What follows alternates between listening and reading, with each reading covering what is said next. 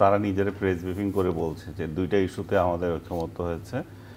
একটা হচ্ছে বিরোধী দলীয় সদস্যদেরকে সংসদীয় কমিটিতে রাখা, আর আরেকটা হচ্ছে সংবিধানের 70 অনুচ্ছেদ দিয়ে ভোটাধিকার যে বিষয়টা, তারা দুইটা ইস্যুতে ছাড়া বাকিগুলোতে ভোট দিতে পারবে নিজেদের ইচ্ছে অনুযায়ী। তো বাকিগুলোতে কিছু হয় নাই। তো তাদের যে একরাশ হতাশা, তারা বসে আছে যে আমাদের এগুলো রাজনৈতিক দলগুলোকে আমরা ঐক্যবদ্ধ করতে পারছি না। তারা পরস্পর বসতেছে, চা খাচ্ছে, আলী রিয়াজ কমিটির সাথে হচ্ছে, এবং এটা কতদিনের সরাসরি আমরা জানি না, কেন তারা পারছে না সেটারও কোনো ব্যাখ্যা তারা দিতে পারে না। আর তাদেরকে দুনিয়ার সমস্ত দায়িত্ব কেন পালন করতে হবে, এগুলো তো সামনে আছে, যেগুলো হচ্ছে না, এগুলোর জন্য তার ইলেকশন বসে থাকবে না। তো সব কিছু মিলে তারা কেন পারছে না সেটা তাদের ব্যর্থতা। আজকে এখন 11 মাস চলতেছে, এই মাস সহ হলো 12 মাস। 12 মাসেও যদি তারা একটা ডিসিশনে না আসতে পারে, তো তাহলে সামনে ইলেকশনে কি হবে? আমি মনে করি কয়েকটা ইস্যুতে তাদের মহান ঐক্য জরুরি। সেগুলো হচ্ছে যে ইলেকশন কিভাবে কন্ডাক্ট করবে, যেমন কেয়ারটেকার গভর্নমেন্ট সিস্টেমটা, এই সরকার তো চলে যাবে, সামনে যে কেয়ারটেকার সিস্টেম আসবে সেই সিস্টেমটা কি করে হবে।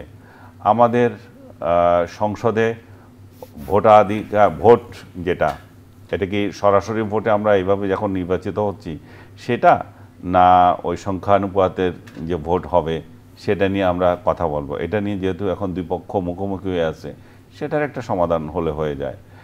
সংখ্যানুপাতে হবে কি হবে না। আর দ্বিকক্ষ বিশিষ্ট আমি মনে করি না যে এই মুহূর্তে খুব জরুরি হয়ে গেছে দ্বিকক্ষ বিশিষ্ট। তারপরে আপনার 100 মহিলা আসন, দ্বিকক্ষ কেন উচ্চকক্ষ আপনার মনে হচ্ছে দরকার নেই?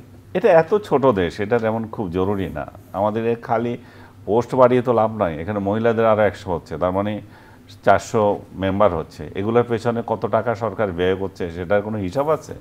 এগুলার কী কী ফ্যাসিলিটিস পাচ্ছে সেগুলো হিসাব, সেগুলো তো রাষ্ট্রের টাকা। তো দ্বিকক্ষ এমন জরুরি হয়ে যায় নাই।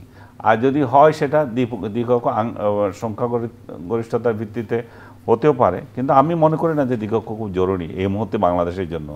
এগুলো কোন ধরনের রাষ্ট্রের জন্য দরকার হয়? যাদের হিউজ পপুলেশন, হিউজ এরিয়া, একটা আপনার প্রাদেশিক রাজ্য আছে, যেগুলো প্রদেশ আছে, তাদের জন্য দ্বিকক্ষ খুব জরুরি। এখন ওদেরকে দেখে দেখে আমরা দ্বিকক্ষ করব, ওদেরকে দেখে দেখে আমরাও সংখ্যানুপাত করব, এর তো কোনো মানে নাই।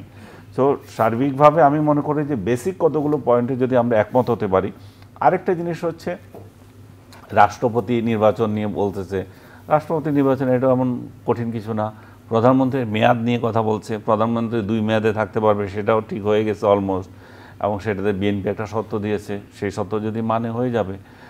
আর আমি যে জিনিসটা সংস্কার যারা করছে তাদের মাথাতেই নেই, সেটা নিয়ে ভাবতে চাই। এখানে বলছে রাষ্ট্রপতি এবং প্রধানমন্ত্রীর ক্ষমতার ভারসাম্য করবে। তো রাষ্ট্রপতি এবং প্রধানমন্ত্রী তো এক দলেরই লোক, এবং রাষ্ট্রপতি যিনি হন উনি তো প্রধানমন্ত্রীর সংসদে যে আমাদের সংবিধানের যে তার কথা অনুযায়ী কিছু করতেও, কার কথা ছাড়া কিছু করতেও পারে না। এতে রাবার স্ট্যাম্প জাতীয় একজন লোক।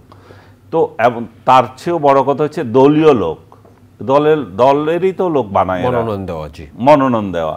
সো এখানে ডিফারেন্সেস কি? এখানে ডিফারেন্সেস কিছুই নেই, বড় ধরনের কোনো ডিফারেন্সেস এখানে হয় না। আমাদের যেটা এই সংস্কার আলারা মাথা ঘামাচ্ছে না, আমাদের সবচেয়ে বড় সমস্যা হচ্ছে প্রধানমন্ত্রী এবং বিরোধী দলীয় নেত্রীর বা নেতার ক্ষমতার ভারসাম্য। এরা একজন যখন ক্ষমতায় যায় তার পাওয়ার হয় যে আকাশ সম, আর যে বিরোধী দলে থাকে সে একেবারে টেবিলে পড়েছে, মাটিতে পড়া লোক। সো এদের যে ক্ষমতার এই যে অসীম ভারসাম্য, এই জন্য এরা ইনফিরিয়রিটি কমপ্লেক্সে ভোগে যে ও এত সুযোগ সুবিধা পাচ্ছে, আমিও তো একটা দলের প্রধান, আমি কেন পাচ্ছি না। তো তাতে করে এরা রাস্তায় নেমে যায়, কত তাড়াতাড়ি এদেরকে ফেলবে, এবং আন্ডিও কতগুলো দাবি নিয়ে আসে, জনবিশৃঙ্খলা তৈরি করে। কিন্তু তার যদি একটা মর্যাদা থাকে, সংসদে বলেন বাইরে বলেন, তাহলে সে এত ডিফারেন্সেস বোধ করবে না। সে মনে করবে যে আরে 2 দিন পরে তো আমিও ক্ষমতায় যাব, আমি যদি এগুলো করতে থাকি সেও তো যদি বাইরের দিকে রাস্তায় গিয়ে সেও আমার বিরুদ্ধে করবে। এই যে কনসেপ্টটা, এটাই আমাদের সংস্কারওয়ালাদের মাথার মধ্যে নাই। ওরা শুধু হাবি জাবি নিয়ে ব্যস্ত আছে। এরা মূল বিষয় হচ্ছে বাংলাদেশের সংঘাত বাংলাদেশের রাজনীতির যত মানে অপকর্ম, এটার মূল হচ্ছে দুইজনের ক্ষমতার ব্যবধান, এবং এখানে গণতন্ত্র ঠিকমতো কাজ করে না। তো এটা যদি কমিয়ে আনতে পারে তাহলে আমি মনে করি যে বাংলাদেশের অর্ধেক সমস্যা চলে যাবে। কিন্তু এই আলী রিয়াজ কমিটি এগুলাতে নাই। তারা কী সব কনসেপ্ট আনতেছে, কত সব গবেষণাতে আছে, এত গবেষণা না করে ন্যূনতম সংস্কার করে কিভাবে নির্বাচন দেওয়া যায় তাদের সেটাতে আসতে হবে। এটা তো জাতীয় ঐক্যমত্য কমিশন, আলী রিয়াজ কমিটির তো না।